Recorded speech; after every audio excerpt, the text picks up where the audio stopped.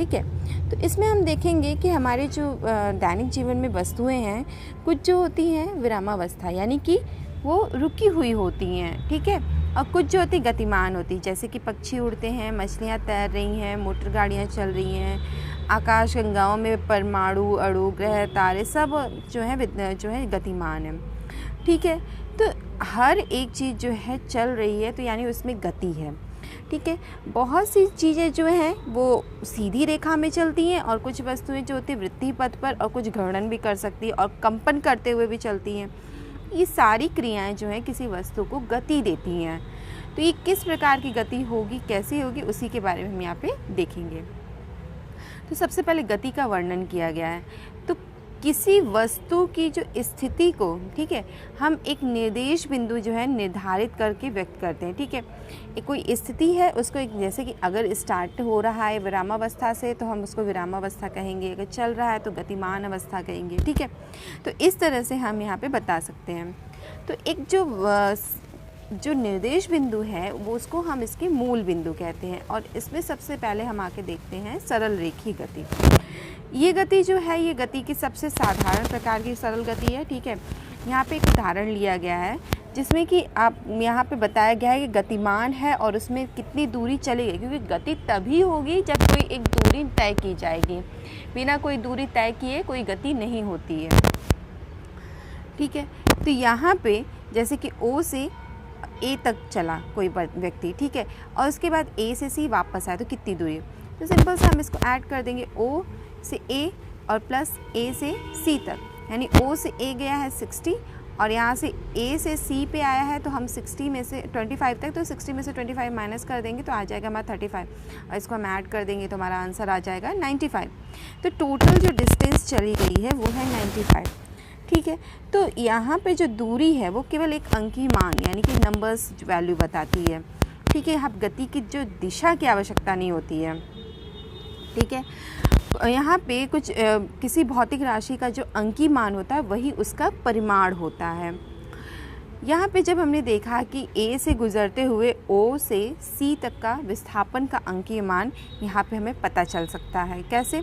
देखिए, अगर कोई व्यक्ति O से A तक चला है, ठीक है, O से A, उसके बाद A से C आया, तो अगर हम विस्थापन की बात करते हैं तो जितना पहले उसने चला है दूरी O से A तक यानी 60, उसके बाद जितना वो वापस आया है, ठीक है, अगर वो B तक, अगर हम मानते हैं B तक वापस आया है या फिर C तक वापस आया, तो हम C को मान के चलते हैं, तो वहाँ पे हम -35 कर देंगे तो हमारा आंसर आ जाएगा।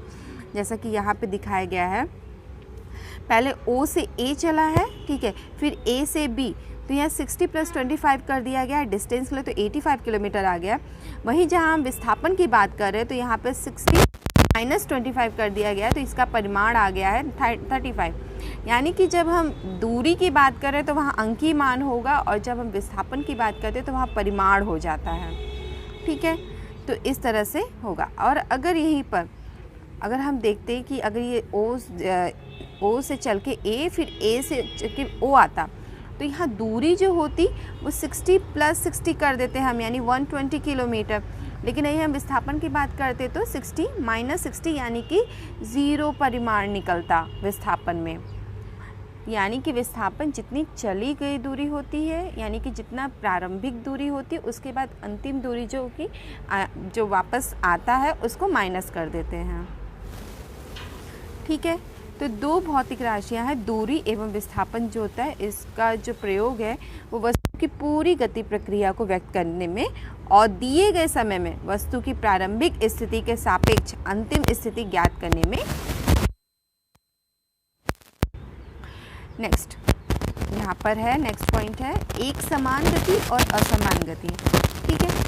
अब कोई वस्तु जो होगी एक समान गति या असमान गति, जैसे कहा जाता है कि कोई गाड़ी है वो 1 सेकंड में 50 मीटर जा रही है, तो दूसरे सेकंड में 50 मीटर और तीसरे, लेकिन ज़रूरी नहीं है, ऐसा नहीं हो सकता, क्योंकि कभी कभी जो भीड़ वाली जगह होती है उसमें हम बहुत ज़्यादा समय में बहुत कम ही दूरी तय कर पाते हैं, ठीक है।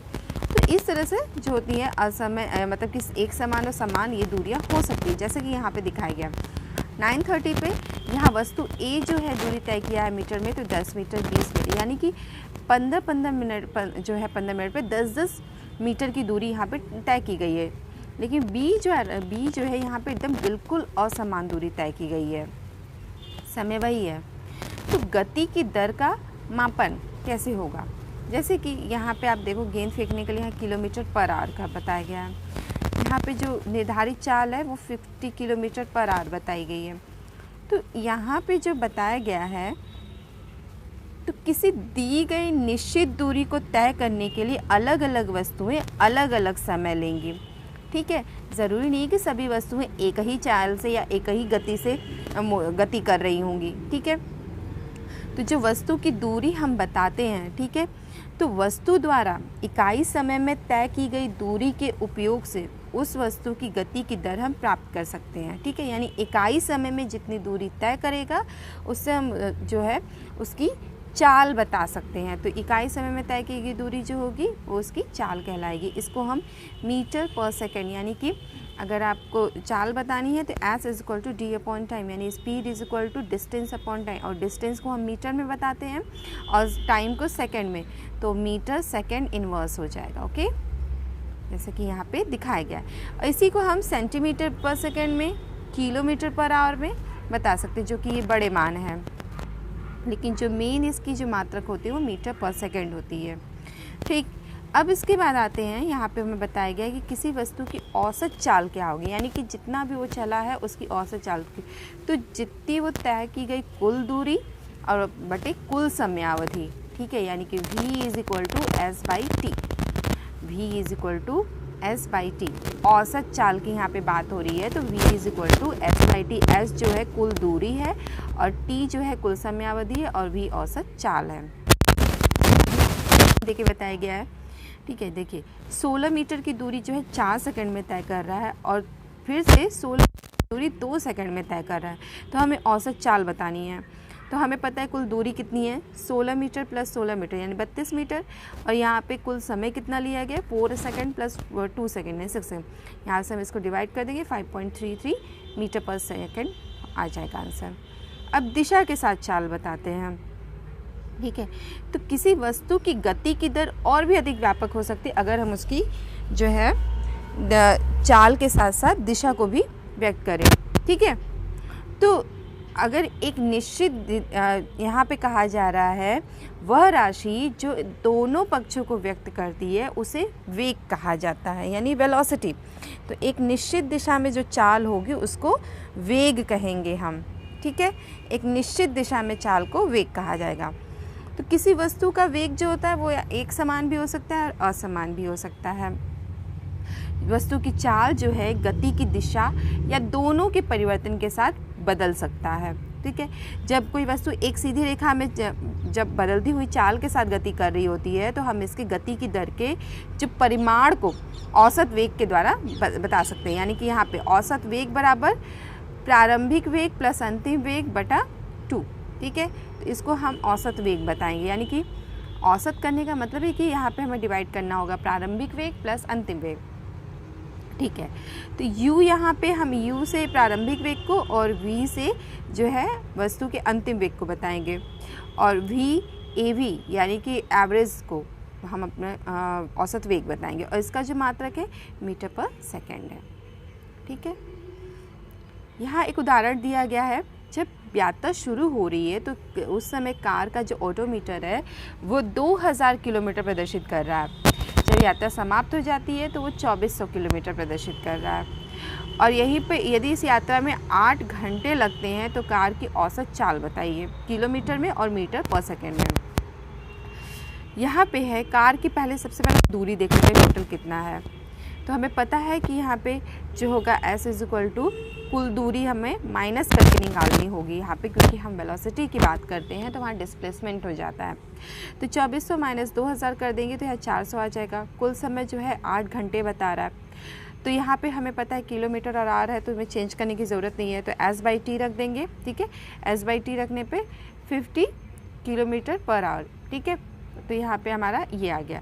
उसके बाद हमको इसको मीटर पर सेकेंड में करना है, तो हम सिंपल सा 50 में 5/18 का मल्टीप्लाई कर देंगे तो भी आ जाएगा, और नहीं तो आप इस तरह से इसको चेंज कर सकते हैं। यहाँ पे जैसे दिया हुआ है किलोमीटर के लिए 1000 मीटर और आवर के लिए यहाँ पे 3600 सेकेंड्स को यहाँ पे मल्टीप्लाई कर दिया गया है, तो ये आपका आ जाएगा मीटर पर सेकेंड में 13.9।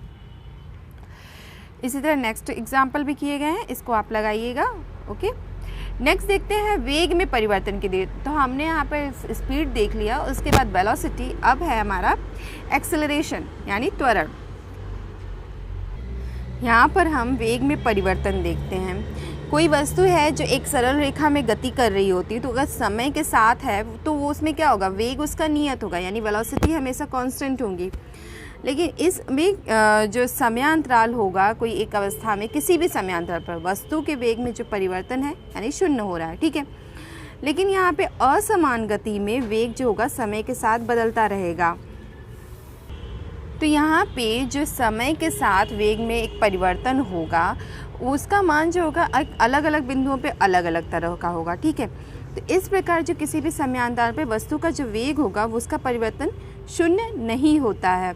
इसको व्यक्त करने के लिए एक भौतिक राशि आती है एक्सेलरेशन यानी त्वरण, जिसका मतलब है कि वेग में परिवर्तन बटा लिया गया समय बराबर त्वरण, यानी ठीक है एक्सेलरेशन यानी a=v-u/t, यानी कि अंतिम वेग माइनस प्रारंभिक वेग बराबर अपॉन t समय से, ठीक है।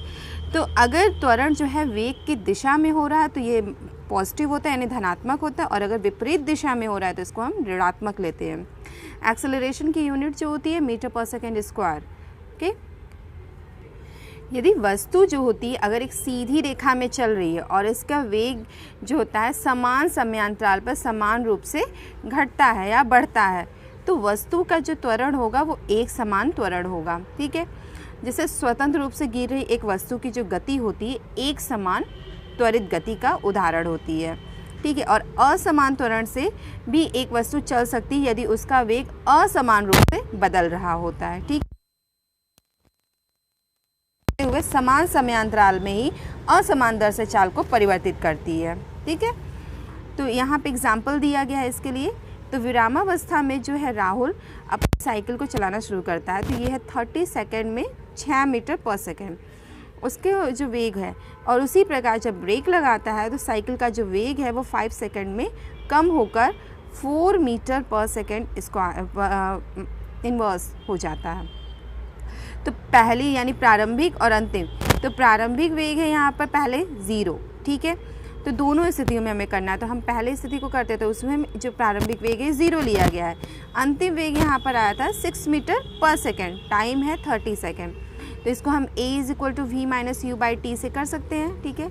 तो v हमें पता है 6 मीटर पर सेकेंड, u हमारा है 0/30, आंसर आ जाएगा इसका 0.2 मीटर पर सेकेंड स्क्वायर। दूसरी अवस्था में वो 6 मीटर पर सेकेंड से स्टार्ट करता है और ब्रेक लगाने पर वो 4 मीटर पर सेकेंड हो जाता है। तो यहाँ इसको हम इस तरह से सॉल्व करेंगे तो ये आ जाएगा -0.4 मीटर पर सेकेंड, ठीक है। तो यहाँ जो त्वरण है वो जो सेकेंड वाले में त्वरण जो है वो वेलोसिटी के जस्ट अपोजिट डायरेक्शन में है। नेक्स्ट है गति का ग्राफी प्रदर्शन, ठीक है। तो कोई भी एक घटना होती है, कोई भी चीज़ अगर बहुत बड़े स्तर पे है तो उसको हम जो है ग्राफी विधि से इजी होता है हमें उसे बताना कि इतना एवरेज हुआ है, ठीक है। तो यहाँ पे जो है बार ग्राफ यहाँ पे बताए जाते हैं, बहुत जगह पॉइंट ग्राफ होते हैं, लीनियर ग्राफ होते हैं, ठीक है। तो इस तरह से ग्राफ से उनको जो होता है दर्शाना ईजी हो जाता है। किसी भी वस्तु की गति को दर्शाने के लिए एक रेखीय ग्राफ की आवश्यकता होती है। इस स्थिति में रेखा ग्राफ किसी एक भौतिक राशि पर निर्भरता को दर्शाता है, जैसे दूरी या फिर वेग का दूसरी राशि जैसे समय पर निर्भरता यहाँ पे दिखाई गई है। सबसे पहला है दूरी समय ग्राफ, ठीक है, यानी डिस्टेंस और टाइम ग्राफ। यहाँ पे एक्स एक्सिस पे टाइम को हम मानते हैं, एक्स एक्सिस पे उसी को मानते हैं जो कब बदलता नहीं है, ठीक है। और जो मान बदलते हैं उसको हम वाई एक्सिस पे रखते हैं, यहाँ डिस्टेंस, ठीक है, क्योंकि समय निश्चित होता है और यहाँ पे जो है उसके साथ दूरियाँ बदलती हैं, ठीक। तो अगर यहाँ पे कोई गति जो है यानी जो एक गति चल रही है यानी वो एक समान अंतराल पे एक समान दूरी को एक्वायर कर रही है, मतलब वहाँ पहुँच रही है, तो वो हमारी जो होती है यहाँ पर वो दूरी समय ग्राफ में उसमें लीनियर लाइन बनती है, ठीक है, एक सरल रेखा, ठीक। एक सरल रेखा हमें प्राप्त होती है अगर गति एक समान है, ठीक है। और अगर हमें किसी दो बिंदुओं के बीच की दूरी ज्ञात करनी होती है, मान लीजिए हम यहाँ A से B तक की, तो हम यहाँ A से B और वर्टिकल लाइन दोनों साइड खींचे और इसको मिलाएंगे तो A से जहाँ कट करेगा वहाँ C। तो इसको करने के लिए हम जानते हैं, अगर वेलोसिटी हमें पता है तो हमें पता है कि डिस्प्लेसमेंट अपॉन टाइम, तो S2 minus S1 upon T2 minus T1 से हम इसको निकाल सकते हैं। ठीक है, तो यहाँ पे हो जाएगा आपका S2 माइनस S1 और यहाँ पे हो जाएगा T2 minus T1। Okay, next यहाँ पर हम देखते हैं कि जब गति जो हो रही है यहाँ पे जब असमान होती है, यानी कि एक असमान चाल से गति कर रहा है, यहाँ टाइम वही है लेकिन यहाँ पे दूरियाँ जो हैं वो डिफरेंट है। तो यहाँ पे जो एक ग्राफ हमें प्राप्त हो रहा है उसकी आकृति हमें प्रकृति बिल्कुल उसमें एक आरेखी परिवर्तन में यहाँ पे एक परिवर्तन दर्शा रहा है। ठीक है, नेक्स्ट है वेग, वेलोसिटी और टाइम ग्राफ। एक सरल रेखा में चल रही वस्तु के वेग में समय के साथ परिवर्तन को हम वेग समय ग्राफ कहते हैं। ठीक है, तो जब एक समान चाल से कोई कार गतिमान होती है तो उसमें कुछ इस तरह से वेग होता है और टाइम के साथ ही वो एक समान जो होता है चाल से चलता है। ठीक है, और वहीं अगर हम त्वरण की बात करते हैं, ठीक है, तो त्वरण के लिए हम करेंगे तो एक समान त्वरित गति से गतिमान किसी कार का वेग समय ग्राफ, तो वेग और समय में ये हो जाएगा हमारा त्वरण का। ठीक है, यानी जो एक समान से है। और जब ये असमान गति से त्वरित होते हैं तो कुछ इस तरह का स्ट्रक्चर हमें मिलता है कि वेग पहले ज़्यादा था फिर वो धीरे धीरे कम होता गया। इसमें है कि वेग पहले ज़्यादा था फिर धीरे कम हुआ, फिर ज़्यादा हुआ, फिर कम हुआ। तो ये जो है ये डिफरेंट जो हमें वेलोसिटी टाइम ग्राफ मिल सकते हैं। ठीक है, नेक्स्ट देखते हैं हम ग्राफी विधि से गति के समीकरण, जो कि हमारे एग्जाम के पॉइंट ऑफ व्यू से सबसे ज़्यादा इंपॉर्टेंट है। ओके, तो यहाँ जो गति का समीकरण दिया गया है, सबसे पहला है v is equal to u plus a t. ठीक है, नेक्स्ट है s is equal to u t plus half a t square और थर्ड है 2as is equal to v square minus u square. ठीक है, तो यहाँ u जो है वो प्रारंभिक वेग होगी, t जो होगी टाइम होगा, a त्वरण होगा और v जो है वो अंतिम वेग होगा। ठीक है, यहाँ पे t जो होगा t समय में वस्तु के द्वारा तय की गई दूरी s है। ठीक है, यहाँ पे 8.5 समीकरण में हम देखते हैं कि वेग और यहाँ पे वेग और समय में संबंध बता रहा है, दूसरा जो है समय और स्थिति में संबंध बता रहा है और तीसरा जो है वेग और स्थिति में, क्योंकि यहाँ पे t नहीं, क्योंकि इसी दोनों समीकरण से ये समीकरण आते हैं। ठीक है, तो अब वेग समय संबंध के लिए जो हमारा समीकरण है उसको प्रूफ करने के लिए यहाँ पे दिखाया, तो हमें प्रूफ करने के लिए में यहाँ पे ज़रूरत नहीं है, हमें सिर्फ याद कर लेना है कि वेग समय संबंध के लिए v is equal to u plus a t. दूसरा है समय और स्थिति के संबंध के लिए, समय और स्थिति के लिए s is equal to u t plus half a t square. और थर्ड है वेग स्थिति के संबंध के लिए जो होता है हमारा समीकरण वो है 2as is equal to v square minus u square. Okay, तो यहाँ पे कुछ एग्जाम्पल देके क्वेश्चंस कराए गए हैं, जैसे कि सबसे पहले यहाँ पे एक रेलगाड़ी है।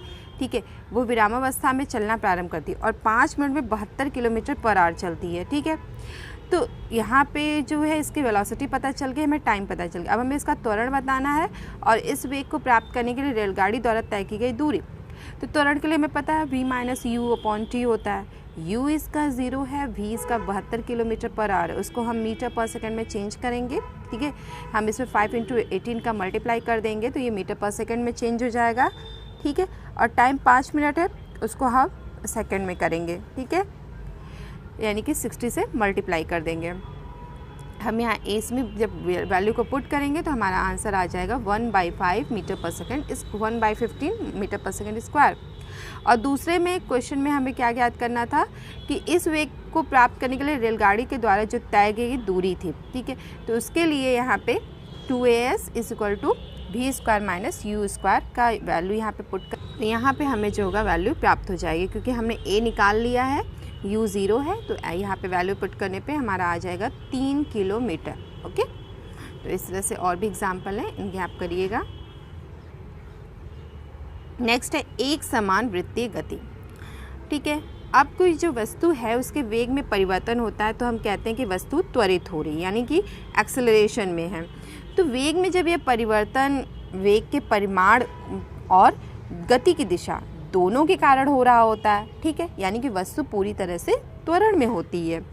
ठीक है, तो अब यहाँ पे हम जैसे लेते हैं कि एक आयताकार प्रत है सरस्वती, तो अगर हम इसमें लेते हैं तो हम यहाँ पे हमारी गति कितनी जगह बदलेगी, तो हमें पता है 4 कोने हैं, तो यहाँ से यहाँ क्रॉस करने के लिए हमारी गति यहाँ बदलेगी। ठीक है, तो यहाँ 4, अगर षटकोणी है तो यहाँ 6, अष्टकोणी यहाँ तो 8, लेकिन वृत्ति एक अगर हम उस पथ को वृत्ति कर देते हैं, ठीक है, तो वहाँ पे जो होगा क्या होगा। ठीक है, तो इस तरह से अगर हम पथ की भुजाओं को बढ़ाते जाते हैं तो हमें जो बदलने की जो दिशा होती है, अपने जो गति होती है उसकी जो उतनी ही दिशा बढ़ती जाती है जितनी हम उस पथ की दिशा को बदलते जाते हैं। ठीक है, तो यहाँ पे है अगर एक एथलीट है वृत्ति पथ पर नियत परिमाण वाले वेग के साथ दौड़ता है तो उसके वेग में परिवर्तन केवल गति की दिशा में परिवर्तन के कारण होता है। ठीक है, क्योंकि गोल गोल घूम रहा है तो उसे गति की दिशा के कारण उसके परिमाण परिवर्तन होगा। इसलिए वृत्ति पथ पर दौड़ता हुआ एक एथलीट जो होता है वो त्वरित गति का एक उदाहरण होता है। हम जानते हैं कि त्रिज्या r वाले वृत्त की जो परिधि है वो होती है 2πr, तो r त्रिज्या वाली वृत्ति पथ का एक चक्कर लगाने में t सेकंड का समय लगे, तो यानी v = 2πrt। जब एक वस्तु वृत्तीय रास्ते पर एक समान चाल से चलता है तब उसकी गति को एक समान वृत्तीय गति कहा जाता है। ठीक है,